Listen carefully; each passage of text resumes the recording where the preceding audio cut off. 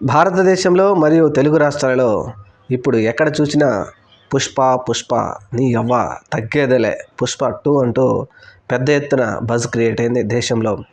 అలాగే తెలుగు రాష్ట్రాలలో మాత్రం పుష్ప 2ని మేము సినిమా చూడడం బాయ్కాట్ చేస్తాం, థియేటర్ల దగ్గర ధర్నా చేస్తామంటూ కొంతమంది సోషల్ మీడియాలో దుష్ప్రచారం చేస్తున్నారు పుష్ప 2 గురించి. ఎందుకు మిత్రులారా, ఒక జాతీయ అవార్డు హీరోగా ఎంతో ఎత్తుకు ఎదిగిన అల్లు అర్జున్ గారు, అలాగే దేశంలో ప్రపంచాల్లో 80 దేశాలలో 6 భాషలలో రిలీజ్ అవుతున్న పుష్ప 2 ఈ హీరో మన తెలుగు రాష్ట్రాల నుంచి అవడం మనం ఎంతో గర్వించదగ్గ విషయం. అలాంటి హీరోని ఏదో రాజకీయాల కోసం మనం రాజకీయాలకు ముడిపెట్టకుండా అల్లు అర్జున్ గారి సినిమా పెద్ద ఎత్తున ఆడాలని కోరుకుందాం.